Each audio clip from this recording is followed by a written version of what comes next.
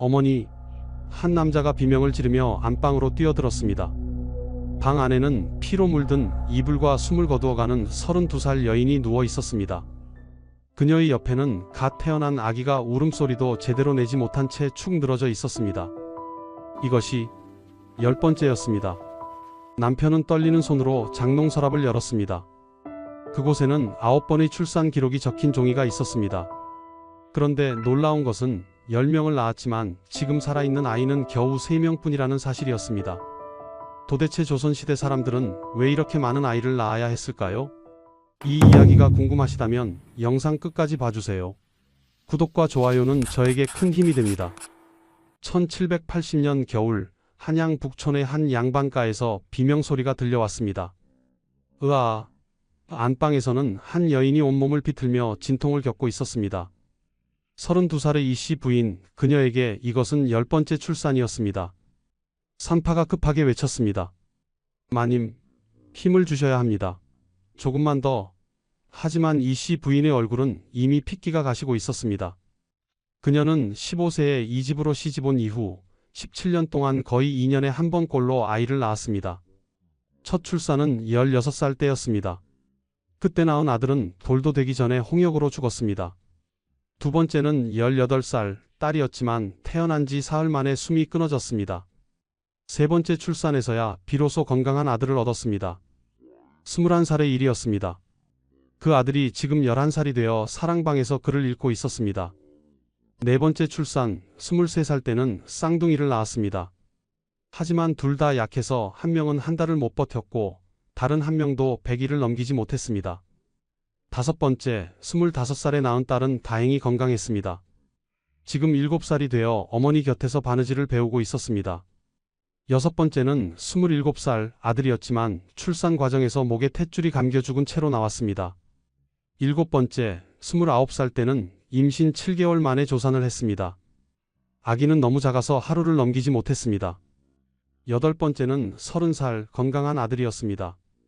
지금 2살로 마당에서 뛰어놀고 있었습니다. 아홉 번째는 작년 31살 때였습니다. 딸이었지만 출산 후 사흘째 되는 날 갑자기 경기를 일으키며 죽었습니다. 그리고 지금 10번째 출산이었습니다. 산파의 얼굴이 굳어졌습니다. 날이 피가 너무 많이 나옵니다. 남편 박씨가 황급히 방으로 들어왔습니다. 여보, 정신을 차리시오. 하지만 이씨 부인은 이미 눈을 감고 있었습니다. 마침내 아기가 나왔지만 숨을 쉬지 않았습니다. 산파가 아기의 등을 두드렸지만 소용없었습니다. 날이, 아기가. 산파의 말이 끝나기도 전에 이씨 부인이 마지막 숨을 몰아쉬었습니다. 아이들을 부탁. 그렇게 그녀는 세상을 떠났습니다. 32살, 17년간 10번의 출산 끝에 목숨을 잃은 것입니다. 그날 밤 박씨는 서재에 앉아 아내의 출산 기록을 꺼내보았습니다. 조선시대 양반가에서는 출산 기록을 꼼꼼히 남기는 것이 관례였습니다.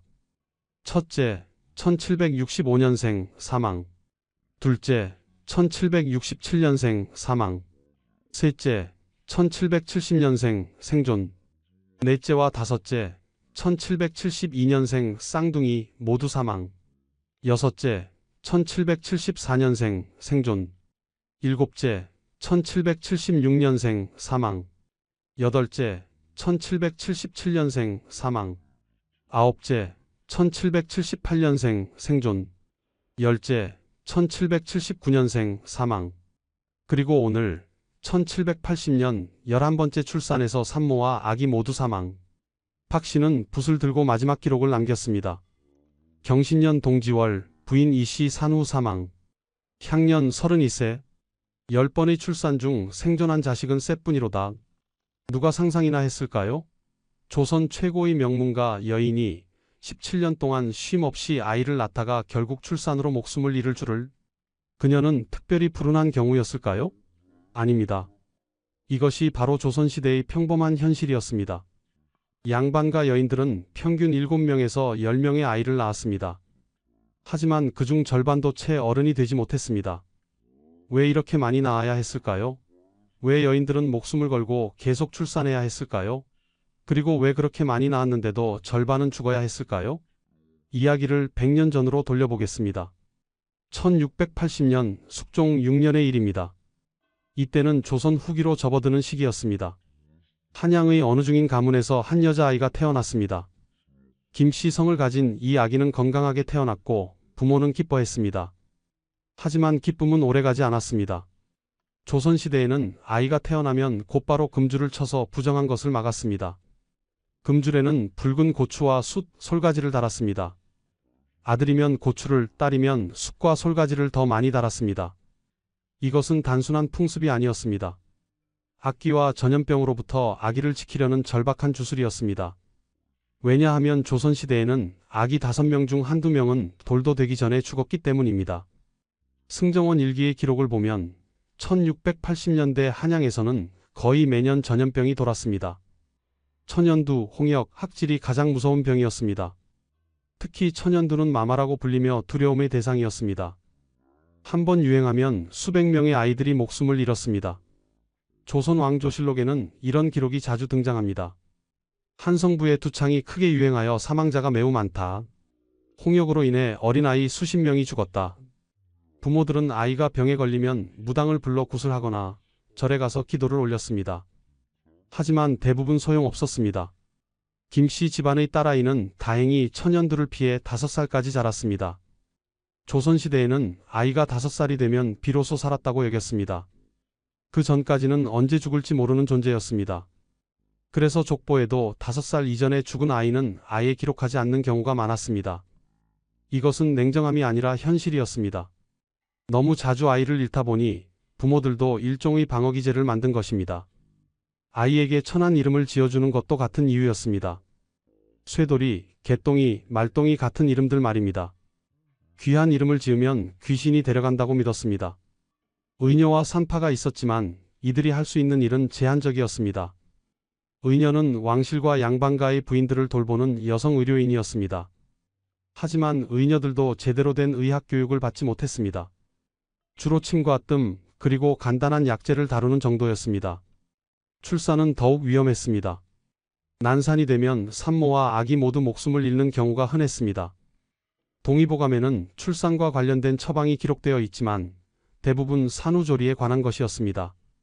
실제 출산 과정에서 발생하는 응급 상황에 대처할 방법은 거의 없었습니다. 산후조리는 매우 중요하게 여겨졌습니다. 출산 후 37일, 즉 21일 동안은 산모가 절대 밖으로 나가서는 안 되었습니다.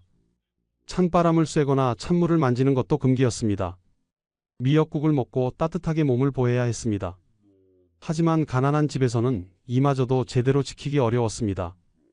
양반과 여인들도 산후조리 중 병을 얻어 죽는 일이 잦았는데 하물며 평민 여인들은 어땠겠습니까? 출산 후 며칠 되지 않아 일터로 나가야 했던 여인들이 부지기수였습니다. 그러다 산후병으로 목숨을 잃는 것입니다. 승정원 일기 1687년의 기록을 보면 이런 내용이 있습니다. 왕세자빈이 산후조리 중 열병을 얻어 위독하다. 왕실의 세자빈조차 산후병으로 고생했던 것입니다. 당시 최고의 의원들이 모여 있었지만 결국 그녀는 회복하지 못하고 22살의 나이로 세상을 떠났습니다. 왕실도 이러한데 일반 백성들은 오죽했겠습니까? 조선 왕조실록에는 궁중의 산모가 위독하다는 기록이 자주 등장합니다. 왕비와 후궁들도 출산으로 목숨을 잃는 일이 드물지 않았습니다. 하지만 그때는 아무도 몰랐습니다. 이것이 단지 시작에 불과하다는 것을. 1695년 숙종 21년입니다. 앞서 이야기한 김씨 집안의 딸은 이제 15살이 되어 혼인을 했습니다. 남편은 같은 중인 계급의 이씨 집안 아들이었습니다. 신랑은 18살이었습니다. 조선시대에는 보통 남자는 15살에서 20살 사이, 여자는 14살에서 16살 사이에 혼인했습니다. 혼인이 빠른 이유가 있었습니다. 가문의 대를 이어야 했기 때문입니다. 유교 사회였던 조선에서 제사를 지내는 것은 가장 중요한 의무였습니다. 아들이 없으면 제사를 지낼 사람이 없었습니다. 경국대전에는 이런 규정이 있었습니다. 적자가 없으면 적손을 세우고 적손이 없으면 양자를 드린다.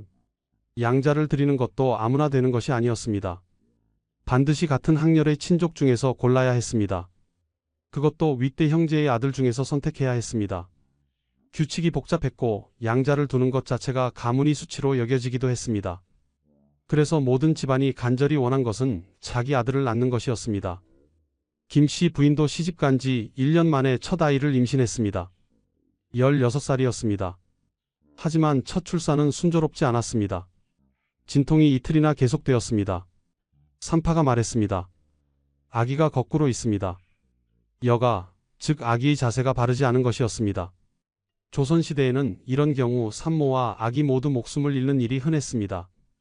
산파가 할 수 있는 것은 손을 넣어 아기의 자세를 바꾸려 시도하는 것뿐이었습니다. 하지만 대부분 실패했습니다. 다행히 김 씨 부인은 이틀간의 진통 끝에 아들을 낳았습니다. 하지만 아기는 너무 약했습니다. 제대로 울지도 못했습니다. 사흘 후 아기는 숨을 거두었습니다. 김 씨 부인은 슬퍼할 겨를도 없었습니다. 1년 후 다시 임신했기 때문입니다. 두 번째 아이는 딸이었습니다. 건강하게 태어났지만 시댁에서는 실망했습니다. 딸은 소용없다. 아들을 낳아야 한다. 시어머니의 압박이 시작되었습니다. 김 씨 부인은 산후조리를 제대로 하지 못했습니다. 딸이었기 때문입니다. 만약 아들이었다면 온 집안이 잔치를 벌이고 산모를 극진히 돌보았을 것입니다. 하지만 딸이었기에 냉대를 받았습니다. 이것이 조선시대의 현실이었습니다. 적서차별, 남녀차별이 심했던 사회였습니다. 김 씨 부인은 다시 임신했습니다. 세 번째 출산이었습니다. 20살이 되던 해였습니다. 이번에는 아들이었습니다. 집안이 들썩였습니다. 아들이다. 대를 이을 아들을 얻었다. 시아버지는 기뻐하며 잔치를 열었습니다. 친척들이 모여 축하했습니다. 삼신상을 차리고 삼신할머니께 감사의 기도를 올렸습니다. 100일이 지날 때까지 금주를 걸어두고 부정한 사람의 출입을 금했습니다. 돌잔치도 성대하게 치렀습니다. 하지만 기쁨은 오래가지 않았습니다. 아이가 3살이 되던 해 천연두가 돌았습니다. 온몸에 물집이 생기고 고열이 계속되었습니다. 무당을 불러 마마신께 굿을 올렸습니다. 하지만 소용없었습니다. 아이는 닷새 만에 숨을 거두었습니다. 김 씨 부인은 미치도록 울었습니다. 내 아들, 내 아들. 하지만 시댁의 반응은 달랐습니다. 슬퍼할 시간이 없다. 다시 아들을 낳아야 한다. 실제로 조선 왕조실록을 보면 왕실의 기록도 다르지 않았습니다. 영조는 총 10명의 자녀를 두었습니다. 아들 5명, 딸 5명이었습니다. 하지만 성인까지 살아남은 자녀는 4뿐이었습니다. 장남 효장세자는 10살에 죽었습니다. 차남 진종은 태어나자마자 죽었습니다. 삼남도 어려서 죽었습니다. 넷째 아들 장조, 즉 사도세자만이 성인이 되었지만 결국 뒤주에서 죽었습니다. 다섯째 아들은 영조가 65살에 얻은 아들이었지만 역시 어려서 죽었습니다. 딸들도 마찬가지였습니다. 5명 중 2은 어려서 죽었습니다. 왕실도 이러했습니다. 최고의 음식을 먹고 최고의 의원들이 돌보았지만 절반은 어른이 되지 못했습니다. 같은 시기 경기도 어느 농촌 마을의 이야기입니다. 평민 박 씨는 20살에 혼인하여 아내와 함께 작은 농사를 지었습니다. 그들에게 자식은 단순히 대를 잇는 문제가 아니었습니다. 자식은 곧 일손이었고 일손은 곧 생존이었습니다. 조선시대 농사는 모든 것이 사람의 손으로 이루어졌습니다. 논을 갈고 모를 심고 김을 메고 추수하는 모든 과정이 사람의 노동력으로만 가능했습니다. 소가 있는 집은 부자였습니다. 대부분의 농민들은 직접 쟁기를 끌어야 했습니다. 박 씨 부부는 첫 해에 딸을 낳았습니다. 이듬해에는 아들을 낳았습니다. 하지만 아들은 100일을 넘기지 못하고 죽었습니다. 설사병을 앓다가 탈수로 죽은 것입니다. 조선시대에는 설사병으로 죽는 아이들이 매우 많았습니다. 특히 여름철에는 음식이 쉽게 상했고 위생 상태가 좋지 않아 배탈이 잦았습니다. 한 번 설사가 시작되면 며칠 만에 몸이 바싹 말라 죽었습니다. 지금처럼 수액을 놓을 수도 없었습니다. 그저 물을 먹이는 것이 전부였지만 아이들은 물조차 제대로 받아들이지 못했습니다. 박 씨 부부는 다시 아이를 가졌습니다. 이번에는 쌍둥이였습니다. 하지만 쌍둥이는 약하게 태어났고 한 명은 한 달 만에, 다른 한 명은 석 달 만에 죽었습니다. 조선 왕조실록 숙종 23년 기록을 보면 이런 내용이 있습니다. 경기도에 큰 기근이 들어 백성들이 굶어 죽고 있다. 부모가 어린 자식을 버리는 일이 많으니 구제책을 마련하라. 흉년이 들면 가장 먼저 희생되는 것이 아이들이었습니다. 입 하나라도 줄이기 위해 갓난아기를 버리는 일이 흔했습니다. 특히 딸아이들이 많이 버려졌습니다. 아들은 그래도 키우려 했지만 딸은 시집 보내야 하는 존재였기에 부담이 되었습니다. 승정원 일기에는 버려진 아이들을 거두어 기르는 기관을 만들라는 명령이 자주 등장합니다. 하지만 실효성은 없었습니다. 박 씨 부부는 계속 아이를 낳았습니다. 7번째 출산에서야 건강한 아들을 얻었습니다. 8번째는 딸, 9번째도 딸이었습니다. 두 딸은 다행히 살아남았습니다. 10번째 출산에서 또 아들을 낳았습니다. 이 아들도 건강했습니다. 결국 10번의 출산 끝에 4명의 자녀가 살아남았습니다. 두 아들과 두 딸이었습니다. 박 씨는 이제 안도할 수 있었습니다. 아들 둘이 있으니 한 명이 죽어도 대를 이을 수 있었습니다. 그리고 농사일을 도울 일손도 생겼습니다. 아이들이 7살만 되면 밭일을 거둘 수 있었습니다. 10살이 되면 어른만큼은 아니어도 상당한 일을 할 수 있었습니다. 하지만 평민들의 삶은 양반들보다 훨씬 가혹했습니다. 양반과 여인들은 그래도 산후조리를 할 수 있었지만 평민 여인들은 출산 후 며칠 되지 않아 일을 해야 했습니다. 밭에 나가고 물을 길어야 했습니다. 그러다 산후병으로 죽는 여인들이 많았습니다. 또한 영양 상태도 좋지 않아 아이를 낳을 때마다 산모의 몸은 더욱 약해졌습니다. 박 씨의 아내도 10번의 출산 끝에 몸이 많이 상했습니다. 치아가 다 빠지고 허리를 제대로 펴지 못했습니다. 35살의 나이에 이미 노파처럼 보였습니다. 노비들의 경우는 더욱 비참했습니다. 노비의 자식은 자동으로 주인의 재산이 되었습니다. 그래서 주인들은 노비들에게 많은 자식을 낳으라고 강요했습니다. 노비 한 명이 낳은 자식이 5명이면 주인은 노비 5명을 공짜로 얻는 것이었습니다. 경국대전에는 노비의 자식은 어미의 신분을 따른다는 규정이 있었습니다. 따비법이라고 불리는 이 규정 때문에 노비 여성들은 끊임없이 아이를 낳아야 했습니다. 주인이 강제로 노비 남성과 짝을 지어주는 일도 흔했습니다. 재산을 불리기 위해서였습니다. 노비 여성들에게 출산은 선택이 아니라 강요였습니다. 1700년 숙종 26년의 일입니다. 한양 북촌의 한 양반가에서 심각한 논의가 오가고 있었습니다. 가주인 이 씨는 43살이었습니다. 그의 부인은 39살로 지난 20년간 6번의 출산을 했습니다. 하지만 살아남은 자녀는 딸 셋뿐이었습니다. 아들은 한 명도 없었습니다. 첫째 아들은 돌전에 죽었고 둘째 아들은 5살에 천연두로 죽었으며 셋째 아들은 태어나자마자 숨을 거두었습니다. 이제 부인은 나이가 많아 더 이상 임신이 어려웠습니다. 조선시대 여성들은 보통 40세가 넘으면 임신 가능성이 급격히 떨어졌습니다. 이 씨 집안은 위기에 처했습니다. 이 씨의 아버지가 말했습니다. 첩을 드려야 한다. 이대로는 우리 가문의 제사가 끊긴다. 조선시대 양반가에서 정실 부인이 아들을 낳지 못하면 첩을 드리는 것은 흔한 일이었습니다. 경국대전에는 첩의 자식인 서얼에 대한 규정이 명확히 나와 있었습니다. 서얼은 문과에 응시할 수 없으나 가문의 제사는 지낼 수 있다. 즉 적자가 없으면 서자라도 제사를 받들 수 있었습니다.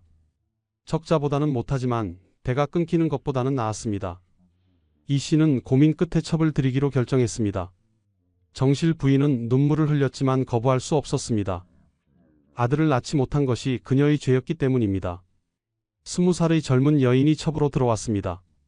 천민 출신이었지만 건강했습니다. 그녀는 이듬해 임신했고 아들을 낳았습니다. 이 씨 집안은 환호했습니다. 드디어 아들이라. 비록 서자였지만 대를 이을 아들이 생긴 것입니다. 하지만 기쁨은 오래가지 않았습니다. 그 아들은 100일도 되기 전에 설사병으로 죽었습니다. 첩은 다시 임신했습니다. 이번에는 딸이었습니다. 그 딸도 2살에 홍역으로 죽었습니다. 세 번째 임신에서야 건강한 아들을 얻었습니다. 이 씨가 48살 되던 해였습니다. 그 아들은 다행히 살아남아 지금 10살이 되었습니다. 이 씨 집안의 유일한 남자 후손이었습니다. 하지만 문제가 있었습니다. 서자는 적자와 같은 대우를 받을 수 없었습니다. 조선 왕조실록을 보면 서얼 차별에 대한 기록이 자주 나옵니다. 서얼은 청요직에 나아갈 수 없다. 서얼은 과거에 응시할 수 없다. 숙종 32년의 기록에는 이런 내용도 있습니다. 서얼들이 상소를 올려 차별 철폐를 요구했으나 받아들여지지 않았다. 서자로 태어난 아이들은 아무리 재능이 있어도 출세할 길이 막혀 있었습니다. 하지만 그래도 대를 이을 수는 있었습니다. 아들이 아예 없는 것보다는 나았습니다. 왕실도 마찬가지였습니다. 아니, 왕실은 더 복잡했습니다. 조선시대 왕들은 여러 명의 후궁을 두었습니다. 그 이유는 명확했습니다. 적자를 확보하기 위해서였습니다. 왕비가 아들을 낳지 못하거나 낳은 아들이 일찍 죽으면 후궁의 아들이 세자가 되었습니다. 영조가 바로 그런 경우였습니다. 영조는 숙종의 후궁 숙빈 최씨의 아들이었습니다. 정비 인현 왕후와 계비 인원 왕후 모두 아들이 없었습니다. 후궁 장희빈의 아들이 경종이 되었지만 경종은 후사가 없었습니다. 그래서 또 다른 후궁 숙빈 최씨의 아들인 영조가 왕위에 올랐습니다. 숙종은 총 3명의 부인과 여러 명의 후궁을 두었습니다. 정비 인현 왕후, 계비 인원 왕후, 그리고 후궁 장희빈, 숙빈 최씨, 영빈 김씨 등이었습니다. 이들을 통해 숙종은 총 11명의 자녀를 두었습니다. 하지만 그중 성인까지 살아남은 것은 4분이었습니다. 경종, 영조, 그리고 2명이 공주였습니다. 나머지 7명은 모두 어려서 죽었습니다. 숙종이 여러 후궁을 둔 것은 사치나 욕망 때문만이 아니었습니다. 왕위를 이을 아들을 확보하기 위한 필수적인 전략이었습니다. 한 명의 여인에게만 의존했다가는 왕통이 끊어질 수 있었기 때문입니다. 승정원 일기를 보면 후궁들의 출산 기록이 상세히 나와 있습니다. 후궁 아무개가 아들을 낳았다. 후궁 아무개가 딸을 낳았다. 후궁 아무개가 산후병으로 위독하다. 왕실에서는 후궁의 출산도 국가적 사건이었습니다. 왕자가 태어나면 의례를 거행하고 태실을 만들어 태를 안치했습니다. 하지만 그렇게 태어난 왕자들도 절반은 어른이 되지 못했습니다. 숙종의 아들 중에서도 경종과 영조만 살아남았고 나머지는 모두 영아기나 유아기에 죽었습니다. 왕실도 일반 백성과 마찬가지로 높은 영아 사망률에 시달렸습니다. 후궁 제도는 또 다른 비극을 낳았습니다. 후궁들 사이의 경쟁이었습니다. 아들을 낳은 후궁은 지위가 올라갔습니다. 특히 그 아들이 세자가 되면 후궁은 빈으로 승격되었습니다. 장희빈이 그 예였습니다. 그녀는 숙종의 후궁으로 들어와 아들 윤을 낳았고 그 아들이 세자가 되자 희빈으로 승격되었습니다. 나중에는 왕비 자리까지 올랐습니다. 하지만 인현 왕후가 복이 되면서 다시 후궁으로 강등되었고 결국 사약을 받고 죽었습니다. 아들을 낳지 못한 후궁들은 평생 낮은 지위에 머물렀습니다. 딸만 낳은 후궁도 마찬가지였습니다. 조선 왕조실록 숙종 28년 기록을 보면 이런 내용이 있습니다. 후궁들이 서로 질투하여 분란이 일어났다. 후궁들은 왕의 총애를 받기 위해 경쟁했습니다. 하지만 진짜 경쟁은 아들을 낳는 것이었습니다. 아들을 낳아야 지위가 보장되고 아들이 왕이 되면 대비가 될 수 있었습니다. 그래서 후궁들은 필사적으로 임신하려 했고 임신하면 아들을 낳기를 간절히 빌었습니다. 하지만 성별은 선택할 수 없었습니다. 딸을 낳으면 실망했고 아들을 낳아도 그 아들이 살아남을지 알 수 없었습니다. 수많은 후궁들이 아이를 낳았지만 그중 왕이 된 아들을 둔 후궁은 극소수였습니다. 양반가로 돌아가 보겠습니다. 첩을 들인 이씨 집안은 어떻게 되었을까요? 첩이 낳은 서자는 자랐습니다. 하지만 정실 부인의 딸들과는 차별을 받았습니다. 밥상도 따로 받았고 방도 사랑채의 작은 방을 썼습니다. 명절에 제사를 지낼 때도 서자는 뒤에 서야 했습니다. 이 씨는 서자를 아들로 여겼지만 사회는 그를 온전한 양반으로 인정하지 않았습니다. 서자는 과거를 볼 수 없었기에 벼슬길도 막혔습니다. 대신 이 씨는 서자에게 장사를 시켰습니다. 서자는 장사로 돈을 벌어 집안을 도왔습니다. 그리고 25살에 혼인하여 아들을 낳았습니다. 이 씨의 손자였습니다. 하지만 그 손자도 서얼이었습니다. 서얼의 자손은 대대로 서얼이었습니다. 경국대전에는 서얼의 자손은 3대까지 과거에 응시할 수 없다는 규정이 있었습니다. 나중에는 이 규정이 더 강화되어 서얼의 자손은 영원히 차별받았습니다. 이 씨는 죽기 전에 생각했습니다. 아들을 얻기는 했지만 진정한 적자는 아니구나. 하지만 선택의 여지가 없었습니다. 첩을 들이지 않았다면 대가 완전히 끊어졌을 것입니다. 서자라도 있는 것이 없는 것보다 나았습니다. 제사라도 지낼 수 있었으니까요. 전국의 양반가에서 비슷한 일이 벌어졌습니다. 족보를 보면 첩의 소생이라고 표시된 이름들이 많습니다. 정실 부인이 아들을 낳지 못한 경우 첩을 들여 서자를 얻었습니다. 어떤 집은 첩이 여러 명이었습니다. 한 첩이 아들을 낳지 못하면 또 다른 첩을 들였습니다. 부유한 양반가에서는 첩이 5명, 10명인 경우도 있었습니다. 모두 아들을 얻기 위해서였습니다. 첩들도 계속 아이를 낳았습니다. 하지만 첩의 자식들도 절반은 어려서 죽었습니다. 신분이 낮아서 더 죽은 것이 아니었습니다. 전염병과 영양실조는 신분을 가리지 않았기 때문입니다. 왕실의 후궁 제도와 양반가의 첩 제도는 본질적으로 같았습니다. 많은 여성을 통해 많은 아이를 낳아서 그중 몇 명이라도 살아남기를 바라는 것이었습니다. 한 명의 여성에게만 의존하기에는 영아 사망률이 너무 높았습니다. 그래서 여러 여성을 두었습니다. 이것은 윤리의 문제가 아니라 생존의 문제였습니다. 대를 잇지 못하면 가문이 사라졌습니다. 왕실도 마찬가지였습니다. 왕자가 없으면 왕조가 끊어질 수 있었습니다. 그래서 왕들은 여러 후궁을 두었고 양반들은 여러 첩을 두었습니다. 그 과정에서 수많은 여성이 출산 도구로 전락했습니다. 정실 부인들도 고통받았습니다. 남편이 첩을 들이는 것을 지켜봐야 했습니다. 자신이 아들을 낳지 못한 죄 때문이었습니다. 첩이 아들을 낳으면 더욱 서러웠습니다. 자신은 못한 일을 첩이 해냈기 때문입니다. 하지만 항의할 수 없었습니다. 유교 사회에서 여성의 가장 큰 죄는 불효였고 불효 중 가장 큰 것은 무후, 즉 후사가 없는 것이었습니다. 아들을 낳지 못한 여성은 죄인이었습니다. 첩들도 고통받았습니다. 평생 천한 신분으로 살아야 했고 자식들도 서울로 차별받았습니다. 아들을 낳아도 진정한 인정을 받지 못했습니다. 조선시대 출산은 이렇게 복잡한 사회 구조와 얽혀 있었습니다. 단순히 많이 낳는 것만이 아니었습니다. 누구를 통해 낳느냐도 중요했습니다. 적자와 서자는 하늘과 땅 차이였습니다. 하지만 아들이 없으면 서자라도 필요했습니다. 왕실에서는 후궁의 아들이 왕이 되기도 했습니다. 영조와 정조가 그 예였습니다. 양반가에서도 서자가 가문을 이었습니다. 완벽하지 않아도 대가 끊기는 것보다는 나았습니다. 이것이 조선시대 사람들의 선택이었습니다. 높은 영아 사망률 앞에서 그들이 찾은 또 다른 생존 전략이었습니다. 1715년 숙종 41년입니다. 김씨 부인은 이제 35살이 되었습니다. 지난 20년 동안 그녀는 총 8번의 출산을 했습니다. 살아남은 자녀는 셋이었습니다. 장남은 15살, 차남은 10살, 장녀는 8살이었습니다. 나머지 5명은 모두 어려서 죽었습니다. 김씨 부인의 몸은 이제 만신창이가 되어 있었습니다. 출산 후유증으로 허리와 무릎이 늘 아팠습니다. 치질도 심했고 자궁탈출증도 있었습니다. 하지만 병원에 갈 수도 없었습니다. 여성의 병은 부끄러운 것으로 여겨져 함부로 말할 수도 없었습니다. 조선시대 여성들에게 출산은 정말로 목숨을 건 일이었습니다. 승정원 일기 1720년 기록을 보면 이런 내용이 있습니다. 후궁 최씨가 산후 출혈로 위독하다. 의원들이 모두 모였으나 방법이 없다. 이틀 후의 기록에는 후궁 최씨가 승하했다고 적혀 있습니다. 28살이었습니다. 왕실의 후궁도 출산으로 죽었습니다. 최고의 의원들이 있었지만 출혈을 막을 방법이 없었습니다. 조선시대에는 수혈이라는 개념도 없었고 지혈제도 제대로 된 것이 없었습니다.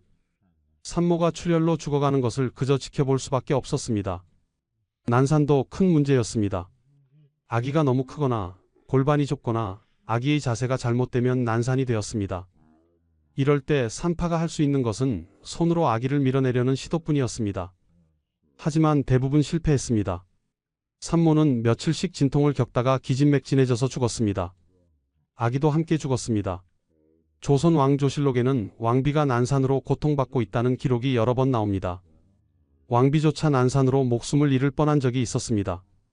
인현 왕후의 언니인 민씨 부인은 난산으로 죽었습니다. 숙종 18년의 일이었습니다. 진통이 사흘이나 계속되었지만 아기가 나오지 않았습니다. 의원들이 모였지만 할 수 있는 것이 없었습니다. 결국 산모와 아기 모두 죽었습니다. 27살이었습니다. 인현 왕후는 언니의 죽음을 보고 큰 충격을 받았습니다. 그녀 자신도 아이를 갖지 못했고 결국 자식 없이 34살에 세상을 떠났습니다. 조선시대 여성들은 아이를 낳지 못해도 고통받고 아이를 낳아도 고통받았습니다. 산후조리 실패도 많은 산모의 목숨을 앗아갔습니다. 동의보감에는 산후병에 대한 기록이 자세히 나와 있습니다. 산후에 찬바람을 쐬면 산후풍이 생긴다. 온몸이 아프고 관절이 붓는다. 치료하기 어렵다. 산후에 찬물을 마시면 위장이 상하여 설사를 하고 죽을 수 있다. 산후조리는 3-7일, 즉 21일 동안 해야 했습니다. 하지만 제대로 지킬 수 있는 집은 많지 않았습니다. 가난한 집에서는 산모가 출산 후 며칠 만에 일을 해야 했습니다. 그러다 산후풍에 걸리거나 산후출혈이 재발하여 죽었습니다. 김씨 부인도 산후조리를 제대로 하지 못했습니다. 특히 딸을 낳았을 때는 더욱 그랬습니다. 시댁에서 냉대했기 때문입니다. 아들을 낳으면 미역국을 푸짐하게 끓여주고 산모를 극진히 돌보았습니다. 하지만 딸을 낳으면 쓸모없는 것을 낳았다며 제대로 음식도 주지 않았습니다. 김씨 부인은 8번의 출산 중 딸을 3번 낳았는데 그중 2번은 제대로 된 미역국도 먹지 못했습니다. 그 결과 몸이 많이 상했습니다. 35살의 나이에 이미 기력이 쇠했고 각종 부인병에 시달렸습니다. 조선시대 여성의 일생을 보면 이렇습니다. 15살에 혼인하여 40살까지 25년 동안 출산을 반복했습니다. 평균 2년에서 3년에 한 번씩 임신하고 출산했습니다. 유산과 사산을 포함하면 더 많았습니다. 한 여성이 평생 임신하는 횟수는 10번에서 15번 정도였습니다. 그중 실제로 살아서 태어나는 아기는 7명에서 10명이었습니다. 그리고 그중 성인까지 살아남는 자녀는 서너 명 정도였습니다. 여성들은 일생의 대부분을 임신, 출산, 육아로 보냈습니다. 그리고 그 과정에서 많은 여성이 목숨을 잃었습니다. 하지만 그때는 아무도 몰랐습니다. 이 고통이 언제까지 계속될지를. 1730년 영조 6년입니다. 김씨 부인의 장남이 이제 30살이 되어 장가를 들었습니다. 며느리를 맞이하면서 김씨 부인은 며느리에게 말했습니다. 아이를 많이 낳아야 한다. 그중 몇이라도 살아남으려면 말이다. 이것은 경험에서 우러나온 지혜였습니다. 조선시대 사람들은 통계를 내지는 않았지만 경험적으로 알고 있었습니다. 10명을 낳으면 그중 서너 명은 살아남는다는 것을. 그래서 대를 이으려면, 가족을 유지하려면 반드시 많이 낳아야 했습니다. 왕실의 기록을 보면 이것이 더 명확해집니다. 영조의 경우를 다시 살펴보겠습니다. 영조는 1694년에 태어나 1776년에 죽었습니다. 82년을 살았고 52년간 왕위에 있었습니다. 그는 평생 총 10명의 자녀를 두었습니다. 정비 정성 왕후에게서는 자식이 없었습니다. 계비 정순 왕후에게서도 자식이 없었습니다. 후궁 정빈 이씨에게서 효장세자를 얻었지만 효장세자는 10살에 죽었습니다. 영빈 이씨에게서는 사도세자를 얻었습니다. 사도세자는 27살까지 살았지만 뒤주에 갇혀 죽었습니다. 귀인 조씨에게서는 화평옹주를 얻었습니다. 그녀는 성인이 되어 혼인했습니다. 숙의 문씨에게서는 화협옹주, 화완옹주, 화유옹주를 얻었습니다. 화협옹주는 어려서 죽었습니다. 화완옹주와 화유옹주는 성인이 되어 혼인했습니다. 귀인 이씨에게서는 아들 하나를 얻었지만 태어나자마자 죽었습니다. 귀인 조씨에게서는 또 다른 아들을 얻었지만 역시 어려서 죽었습니다. 영조가 65살에 귀인 박씨를 통해 마지막 아들을 얻었지만 이 아들도 2살에 죽었습니다. 결국 영조의 10명 자녀 중 성인까지 살아남은 것은 4분이었습니다. 생존율이 40%였습니다. 왕실도 이 정도였습니다. 족보를 분석한 연구를 보면 더 명확한 통계가 나옵니다. 조선 후기 양반가의 평균 출산율은 7명에서 9명 정도였습니다. 그중 5살까지 살아남는 비율은 50%에서 60%였습니다. 즉 10명을 낳으면 5명에서 6명이 5살까지 살았습니다. 그리고 그중 성인까지, 즉 20살까지 살아남는 비율은 다시 70% 정도였습니다. 결국 10명을 낳으면 서너 명이 성인이 되는 것입니다. 이것이 조선시대의 현실이었습니다. 그래서 조선시대 사람들은 계산을 했습니다. 대를 잇기 위해서는 최소한 아들 1명은 성인까지 키워야 했습니다. 1명만 키우는 것은 위험했습니다. 그 1명이 죽으면 끝이기 때문입니다. 그래서 최소한 아들 2은 성인까지 키우는 것이 목표였습니다. 아들 2를 성인까지 키우려면 아들 4은 낳아야 했습니다.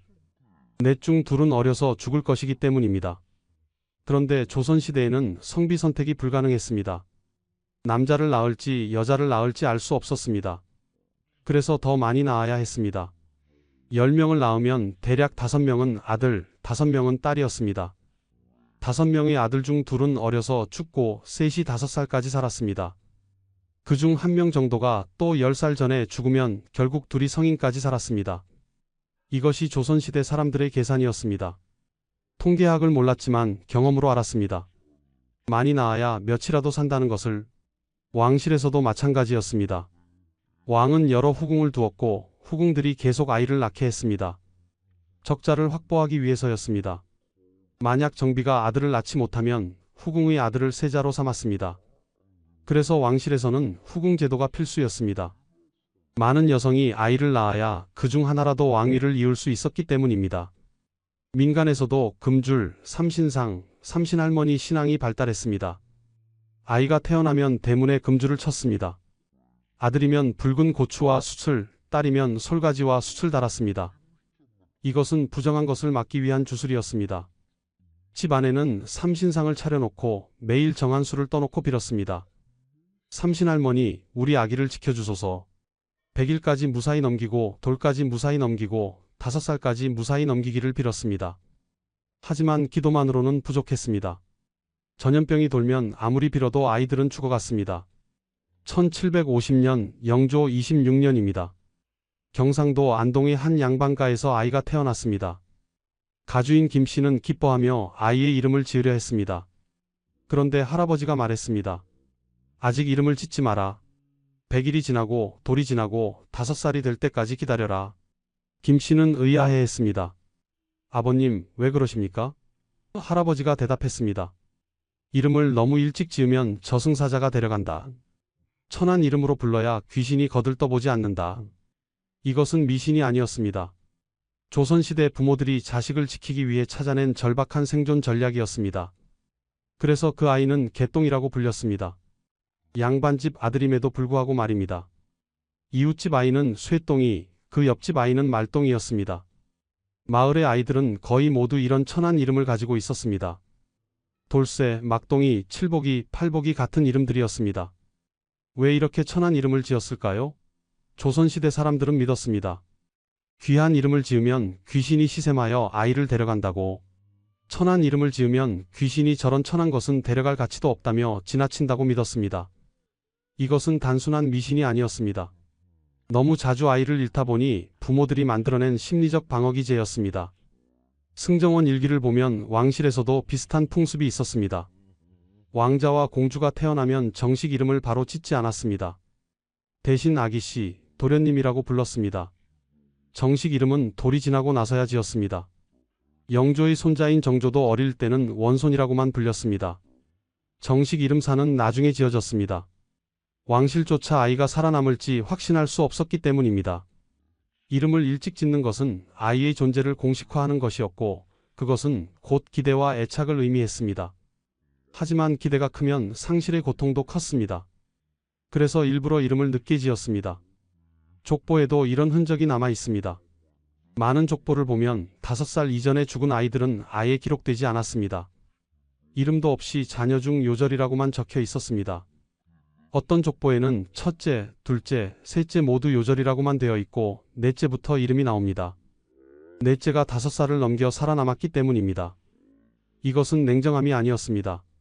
너무 자주 겪는 상실 앞에서 부모들이 스스로를 보호하기 위해 만든 장치였습니다. 아이에게 이름을 주고 족보에 기록하는 것은 이 아이는 살아남았다는 선언이었습니다. 조선 왕조실록 영조 15년 기록을 보면 이런 내용이 있습니다. 백성들이 자식의 이름을 천하게 짓는 풍습이 있다. 이는 귀신을 속여 자식을 보호하려는 것이니 금하기 어렵다. 조정에서도 이 풍습을 알고 있었습니다.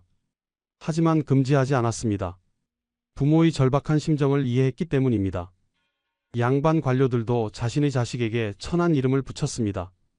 공식 문서에는 정식 이름을 썼지만 집에서는 쇠돌이, 복동이라고 불렀습니다. 신분을 막론하고 모든 부모가 같은 두려움을 가지고 있었습니다. 이름 외에도 다양한 주술적 관습이 있었습니다. 아이가 태어나면 삼신상을 차렸습니다.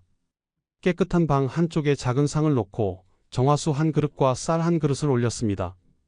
때로는 미역과 삼신밥도 올렸습니다. 이것은 삼신할머니께 드리는 제사였습니다. 삼신할머니는 아이의 생명을 관장하는 신으로 믿어졌습니다. 어머니는 매일 아침 삼신상 앞에서 빌었습니다. 삼신할머니, 우리 아이를 지켜주소서.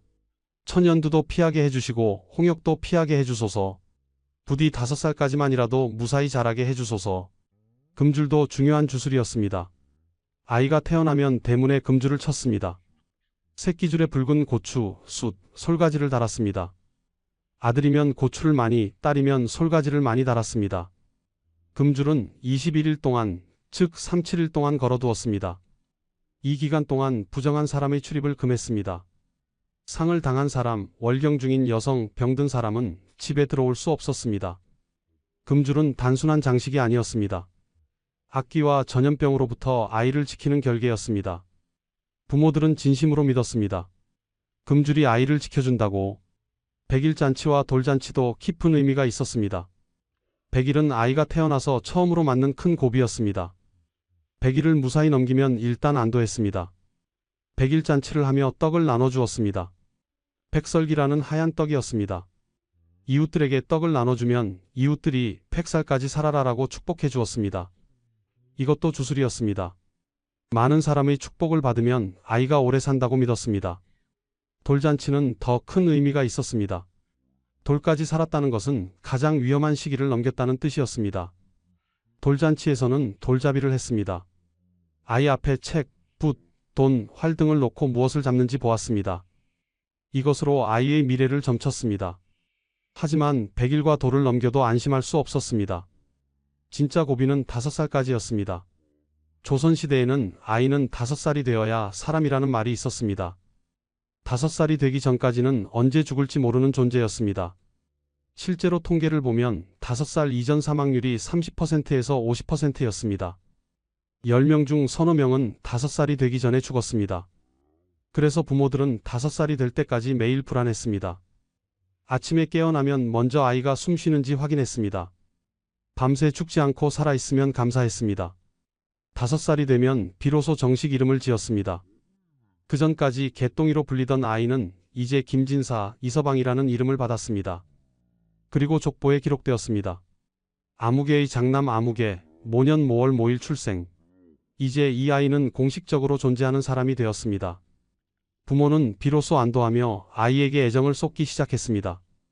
그 전까지는 의도적으로 거리를 두었습니다. 너무 애착을 가지면 잃었을 때 고통이 크기 때문입니다. 하지만 5살이 넘으면 이제 살았구나라고 생각하며 마음을 열었습니다. 그러나 5살을 넘겨도 완전히 안전한 것은 아니었습니다. 천연두는 언제든 올 수 있었습니다. 10살, 20살에도 천연두에 걸려 죽는 사람이 있었습니다. 그래서 부모들은 평생 불안했습니다. 자식이 30살이 되어 손자를 낳을 때까지도 걱정했습니다. 우리 아들이 무사히 살아있구나라고 안심하는 날은 오지 않았습니다. 조선 왕조실록에는 이런 기록도 있습니다. 왕세자가 천연두에 걸렸다. 온 나라가 기도하고 있다. 왕세자도 천연두 앞에서는 무력했습니다. 효장세자는 10살에 천연두로 죽었습니다. 왕실 최고의 의원들이 있었지만 막지 못했습니다. 민간에서는 무당을 불러 구슬했습니다. 마마씨님, 제발 우리 아이를 살려주소서. 천연두를 마마라고 부르며 신으로 모셨습니다. 무서운 병이기에 함부로 이름을 부르지 못하고 존칭을 썼습니다. 마마신에게 음식을 바치고 정성을 다해 빌었습니다. 우리 집을 그냥 지나가 주소서. 다른 집으로 가주소서. 이것은 이기적인 기도였지만 부모의 절박함이었습니다. 천연두가 유행하면 온 마을이 공포에 떨었습니다. 한 집에서 시작된 천연두는 이웃집으로 번졌습니다. 마을 전체의 아이들이 감염되었습니다. 그중 절반은 죽었습니다. 이름, 금줄, 삼신상, 백일잔치, 돌잔치, 마마신 굿. 이 모든 것은 과학이 아니라 주술이었습니다. 하지만 그것이 부모들이 할 수 있는 전부였습니다. 의학이 발달하지 않은 시대에 부모들은 신에게 의지할 수밖에 없었습니다. 제발 우리 아이만은 살려주소서. 이 기도는 1000년 전이나 지금이나 같습니다. 하지만 조선시대 부모들의 기도는 더 절박했습니다. 10명 중 5명이 죽는 시대였으니까요. 그래서 그들은 천한 이름을 지었고 금줄을 치고 매일 삼신할머니께 빌었습니다. 과학적으로는 무의미했지만 심리적으로는 필수였습니다. 그것이 아이를 지킬 수 있는 유일한 방법이라고 믿었기 때문입니다. 그리고 그 믿음만이 부모들이 버틸 수 있는 힘이었습니다. 1780년으로 다시 돌아가 보겠습니다. 챕터 1에서 본 그 장면입니다. 이제 우리는 알게 되었습니다. 왜 32살의 이씨 부인이 10번째 출산을 해야 했는지를, 왜 그녀가 목숨을 걸고 계속 아이를 낳아야 했는지를, 그것은 개인의 선택이 아니었습니다. 사회 구조가 강요한 운명이었습니다. 대를 이어야 한다는 유교적 의무, 자식이 없으면 양자를 드려야 하는 복잡함, 높은 영아사망률, 그리고 여성에게 부여된 출산의 책임. 이 모든 것이 여성들을 끊임없는 출산으로 내몰았습니다. 이씨 부인의 10번의 출산을 다시 보겠습니다. 1765년 16살에 첫 아들을 낳았지만 돌전에 홍역으로 잃었습니다. 1767년 18살에 딸을 낳았지만 사흘 만에 죽었습니다. 병명도 알 수 없었습니다. 1770년 21살에 아들을 낳았습니다. 이 아들은 건강했고 지금 10살이 되어 공부하고 있습니다. 1772년 23세 쌍둥이를 낳았습니다. 하지만 둘 다 약했고 한 명은 한 달, 한 명은 석 달 만에 죽었습니다. 1774년 25세 딸을 낳았습니다. 이 딸은 살아남아 지금 6살입니다. 1776년 27의 아들을 낳았지만 태어날 때 탯줄이 목에 감겨 죽었습니다. 사산이었습니다. 1777년 28배 임신 7개월 만에 조산했습니다. 아기는 너무 작아서 하루를 버티지 못했습니다. 1778년 29의 아들을 낳았습니다. 이 아들은 건강했고 지금 2살입니다. 1779년 30의 딸을 낳았지만 출산 후 사흘째 경기를 일으키며 죽었습니다. 뇌전증이었을 것으로 추정됩니다. 그리고 1780년 32의 10번째 출산을 했습니다. 진통이 하루 종일 계속되었습니다.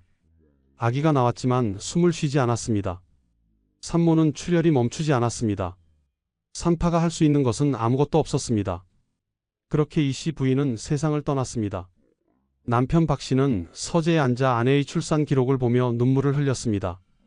17년간 10번의 출산, 그중 살아남은 자녀는 셋뿐, 장남 10살, 장녀 6살, 차남 2살. 아내는 그 과정에서 목숨을 잃었습니다. 박 씨는 생각했습니다. 왜 이렇게 많이 낳아야 했을까? 왜 아내를 이렇게 고통스럽게 해야 했을까? 하지만 그는 알고 있었습니다. 선택의 여지가 없었다는 것을. 10명을 낳아야 셋이 살았습니다. 만약 5명만 낳았다면 한두 명밖에 살지 못했을 것입니다. 그렇다면 대를 이을 수 없었을 것입니다.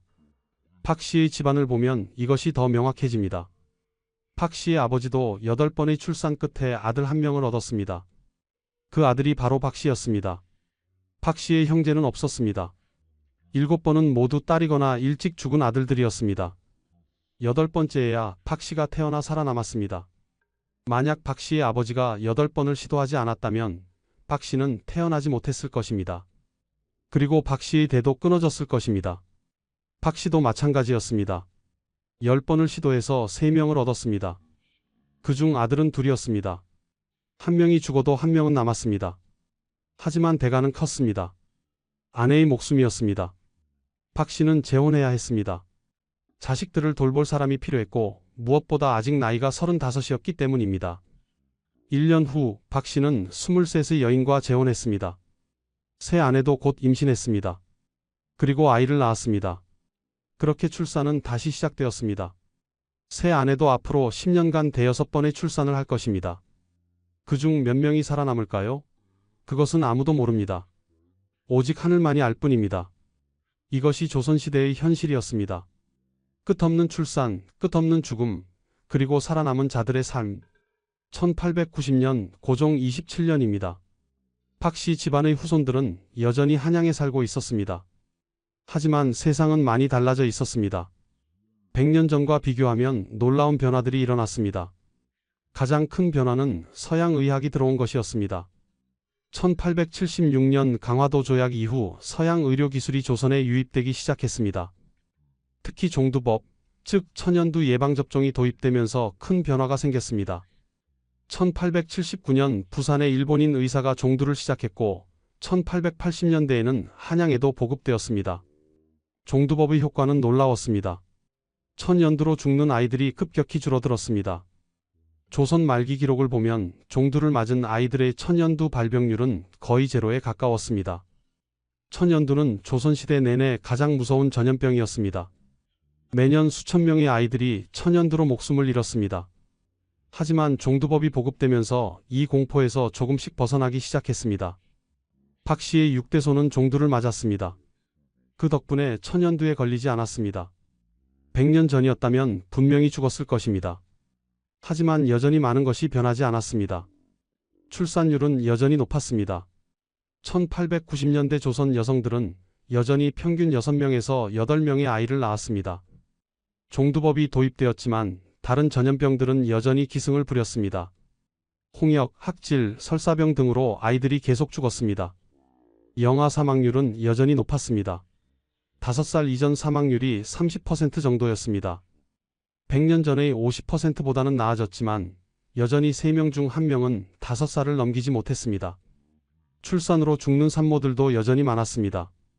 1900년대 초 대한제국 시기에는 서양식 병원들이 세워지기 시작했습니다. 1885년 세브란스 병원의 전신인 광해원이 설립되었습니다. 1900년에는 세브란스 병원이 정식으로 문을 열었습니다. 서양 의사들이 조선에 들어와 의료 활동을 했습니다. 하지만 혜택을 받을 수 있는 사람은 극소수였습니다. 대부분의 백성들은 여전히 전통의학에 의존했습니다. 한양의 일부 양반과 부유한 상인들만이 서양 병원을 이용할 수 있었습니다. 농촌의 백성들은 여전히 무당과 산파에게 의지했습니다. 진짜 큰 변화는 일제강점기를 거쳐 해방 이후에야 찾아왔습니다. 1950년대 이후 항생제가 보급되면서 전염병 사망률이 급격히 떨어졌습니다.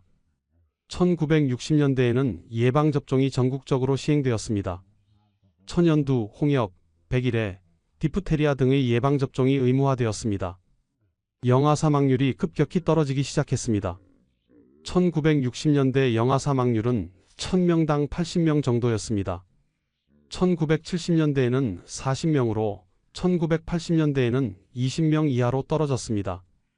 2000년대에는 1000명당 5명 이하가 되었습니다. 의학의 발전은 출산의 의미를 완전히 바꾸어 놓았습니다. 조선시대에는 10명을 낳아야 셋이 살았습니다. 하지만 현대에는 1명을 낳으면 그 1명이 거의 확실히 성인까지 살 수 있습니다. 그래서 많이 낳을 필요가 없어졌습니다. 아니, 많이 낳는 것이 오히려 부담이 되었습니다. 교육비, 양육비가 엄청나게 들어가는 현대사회에서는 1명을 키우는 것도 벅찹니다. 그래서 현대 한국의 출산율은 세계 최저 수준으로 떨어졌습니다. 2023년 합계 출산율은 0.72명입니다. 여성 1명이 평생 1명도 채 낳지 않는다는 뜻입니다. 대조가 극명합니다.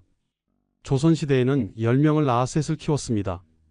현대에는 1명도 낳기 부담스러워합니다. 조선시대에는 많이 낳는 것이 필수였습니다. 안 낳으면 대가 끊어지고 가족이 유지되지 않았습니다. 현대에는 많이 낳는 것이 사치입니다. 경제적으로 감당할 수 없기 때문입니다. 조선시대에는 출산이 강요였습니다. 여성들은 선택의 여지 없이 계속 아이를 낳아야 했습니다. 현대에는 출산이 선택입니다. 낳을지 말지, 몇 명을 낳을지 여성이 결정할 수 있습니다. 이것이 의학 발전이 가져온 가장 큰 변화입니다. 박 씨 집안의 묘지에는 오래된 비석 하나가 있습니다. 1780년에 죽은 이 씨 부인의 묘비입니다. 거기에는 이렇게 적혀 있습니다. 박 씨의 아내 이 씨, 향년 32세, 17년간 10번의 출산 끝에 산후로 승하하다. 자녀 10명 중 셋을 남기고 7을 먼저 하늘에 보내다. 그 헌신과 희생을 잊지 말지어다. 이 비문을 읽으면 가슴이 먹먹해집니다. 32의 나이에 17년간 쉼없이 아이를 낳다가 결국 목숨을 잃은 여인, 10명을 낳았지만 셋만 남기고 떠난 어머니, 그녀의 희생은 무엇을 위한 것이었을까요? 그것은 생존을 위한 것이었습니다. 개인의 생존이 아니라 가족의 생존, 가문의 생존이었습니다. 조선시대에는 많이 낳지 않으면 가족이 유지되지 않았습니다. 배가 끊어지고 제사가 끊어지고 가문이 사라졌습니다. 그래서 여성들은 목숨을 걸고 아이를 낳았습니다. 그리고 많은 여성이 그 과정에서 목숨을 잃었습니다. 이 씨 부인처럼 말입니다. 하지만 그 희생 덕분에 가족이 이어졌습니다. 박 씨의 자손들이 지금까지 이어져 내려왔습니다. 그 자손들 중 누군가가 이 묘비를 보며 선조의 희생을 기억합니다. 조선시대 사람들은 왜 아이를 10명씩 낳았을까요? 그것은 미덕이 아니라 필수였습니다. 많이 낳지 않으면 살아남을 수 없었기 때문입니다. 높은 영아 사망률, 열악한 의료 환경, 끊임없는 전염병. 이 모든 것이 사람들을 많은 출산으로 내몰았습니다. 그리고 그 과정에서 수많은 여성이 희생되었습니다. 수많은 아이들이 어른이 되기 전에 죽었습니다. 이것이 조선시대의 현실이었습니다. 우리가 기억해야 할 것은 단순히 많이 낳았다는 사실이 아닙니다. 왜 많이 낳아야 했는지, 그 과정에서 누가 희생되었는지, 그리고 그 희생의 의미가 무엇인지를 이해해야 합니다. 지금 우리는 다른 시대를 살고 있습니다. 한 명을 낳으면 그 한 명이 살아남습니다. 출산은 강요가 아니라 선택입니다. 의학의 발전이 우리에게 선택의 자유를 주었습니다. 하지만 그 자유가 공짜로 온 것은 아닙니다. 수백 년간 수많은 여성의 희생, 수많은 아이들의 죽음, 그리고 의학의 발전이 있었기에 가능했습니다. 우리는 그것을 잊지 말아야 합니다. 조선시대 여성들의 희생을, 어른이 되지 못하고 죽은 아이들을, 그리고 많이 낳을 수밖에 없었던 그 시대의 아픔을, 그것을 기억할 때 우리는 지금 우리가 누리는 자유의 가치를 진정으로 이해할 수 있습니다. 지금까지 조선시대 사람들이 왜 아이를 10명씩 낳았는지에 대한 이야기였습니다. 이 영상이 여러분께 작은 깨달음이 되었기를 바랍니다. 구독과 좋아요 부탁드립니다. 다음에 또 만나요.